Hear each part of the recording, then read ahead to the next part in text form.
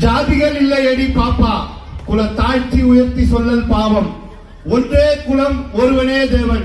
இந்த வழியில தான் பிறப்புக்கும் எல்லா உயிர்க்கும், அதாவது மனிதனாக பிறக்கப்பட்ட எல்லாருக்கும் எல்லா வசதியும் சரியாக சமமாக கிடைக்க வேண்டும்.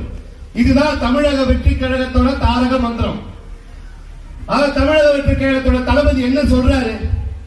மருத்துவம் எல்லாருக்கும் சமமா கிடைக்கணும், கல்வி எல்லாருக்கும் சமமா கிடைக்கணும், மக்களுக்கு கிடைக்க வேண்டிய அனைத்தும் எல்லாருக்கும் ஒரே மாதிரி சமமாக இருக்க வேண்டும். இதுதான் எங்க தளபதியோட ஒரே ஒரு குறிக்கோள், மக்கள் நலன் மட்டும்தான்.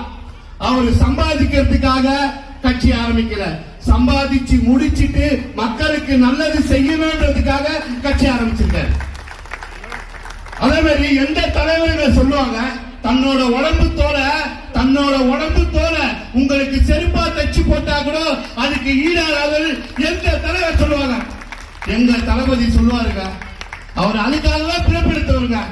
அவர் இன்னைக்கு நேற்று அரசியல் வரணும்னு நினைக்கிற எல்லாரும் சொல்றாங்க, நேற்று வந்தவன் இன்னைக்கு வந்தவன், நேற்று வந்தவன் இன்னைக்கு வந்தவன், அதெல்லாம் கிடையாது. அவருடைய ஒவ்வொரு அசைவும் 20 வருடங்களுக்கு முன்னாடி இருந்து ஒவ்வொரு அசைவையும் நோட் பண்ணுங்க. அது எல்லாமே தமிழக மக்களுக்காக தன்னை ஒரு மாபெரும் தலைவனாக அவர்களுக்கு கொடுக்க வேண்டும் என்ற ஒரே ஒரு குறிக்கோளோட கொஞ்சம் கொஞ்சமா வளர்ந்தவர் எங்க தளபதி. அதான் சொல்றாரு, ஜாதிகள் இல்லையடி பாப்பா, குல தாழ்த்தி உயர்த்தி சொல்லல் பாவம், ஒன்றே குலம் ஒருவனே தேவன். இந்த வழியில தான் பிறப்புக்கும் எல்லா உயிர்க்கும், அதாவது மனிதனாக பிறக்கப்பட்ட எல்லாருக்கும் எல்லா வசதியும் சரியாக சமமாக கிடைக்க வேண்டும். இதுதான் தமிழக வெற்றி கழகத்தோட தாரக மந்திரம். தமிழக வெற்றி கழகத்தோட தளபதி என்ன சொல்றாரு? மருத்துவம் எல்லாருக்கும் சமமா கிடைக்கணும், கல்வி எல்லாருக்கும் சமமா கிடைக்கணும், மக்களுக்கு கிடைக்க வேண்டிய அனைத்தும் எல்லாருக்கும் ஒரே மாதிரி சமமாக இருக்க வேண்டும்.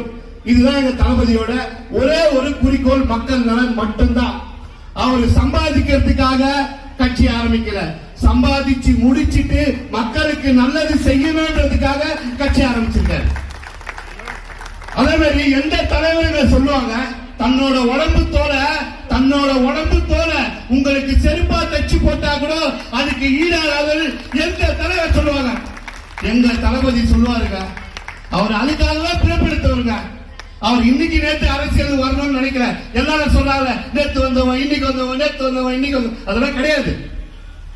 அவருடைய ஒவ்வொரு அசைவும் 20 வருடங்களுக்கு முன்னாடி இருந்து ஒவ்வொரு அசைவையும் நோட் பண்ணுங்க. அது எல்லாமே தமிழக மக்களுக்காக தன்னை ஒரு மாபெரும் தலைவனாக அவர்களுக்கு கொடுக்க வேண்டும் என்ற ஒரே ஒரு குறிக்கோளோட கொஞ்சம் கொஞ்சமா வளர்ந்தவர் எங்க தளபதி. அதான் சொல்றாரு.